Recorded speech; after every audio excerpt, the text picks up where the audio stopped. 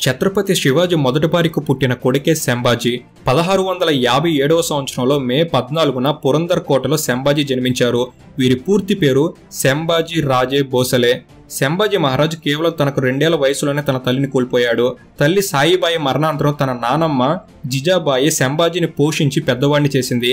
సంభాజీ ఎంత తెలివైన వాడంటే కేవలం తనకు 13 ఏళ్లు వచ్చేసరికి అన్ని విద్యల్లో ఆరితేరిపోయి 13 భాషలను సైతం నేర్చుకున్నాడు. తనకు 14 ఏళ్లు వచ్చేసరికి బుద్ధభూషణం, నకీబాంత్, నాయకీ భేద మరియు శతతక్ వంటి సంస్కృత గ్రంథాలను కూడా రాసేశాడు. సంభాజీని అందరూ చవా అని పిలిచేవారు. చవా అంటే మరాఠీలో పిల్ల అంటే సింహం యొక్క బిడ్డ అని అర్థం. సంభాజీకి సుమారుగా 9 ఏళ్ల వయసున్నప్పుడు తన తండ్రి శివాజీతో ఔరంగజేబు ఒకసారి కపట స్నేహాన్ని నటించి విందుకు రమ్మని ఆహ్వానించాడు.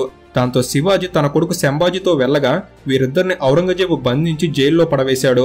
9 ఏళ్ల వయసులో ఏ పిల్లవాడైనా భయపడేవాడు, కానీ సంభాజీ మాత్రం తన ప్రాణం కంటే తండ్రి ఆశయమే ముఖ్యం అనుకునేవాడు. దాంతో కొద్ది రోజులు వేచి చూసి తండ్రి ఉపాయంతోనే శత్రువుల కళ్ళను కప్పి శివాజీ సంభాజీ తప్పించుకున్నారు. సంభాజీ తనకు కేవలం 10 సంవత్సరాల వయసు ఉన్నప్పుడే ఆమీర్ ప్రాంత రాజును కలిసి రాజ్యపాలన ఎలా చేయాలో నేర్చుకున్నాడు. తన 10 ఏళ్ల వయసు నుంచే పొరుగు రాజ్యాల రాజులను కలుపుకోవడం స్టార్ట్ చేశాడు. శివాజీకి మొత్తంగా 3 భార్యలు. వారే సాయిబాయి, సోయరాబాయి మరియు పుత్లాబాయి. సంభాజీ తల్లి సాయిబాయి తను చిన్నప్పుడే మరణించడంతో ఆ తర్వాత శివాజీ సోయరాబాయిని పెళ్లి చేసుకున్నారు. వీరికి ఒక కొడుకు పుట్టారు. అతని పేరు రాజారాం. సంభాజీకి తమ్ముడుగా రాజారాం ఉండగా చెల్లెలుగా షాకుబాయి, అంబికాబాయి, రానుబాయి జాదవ్, దీపాబాయి, కమలాబాయి పాల్కర్, రాజుకున్వర్ బాయి షిర్కే ఉన్నారు. సంభాజీ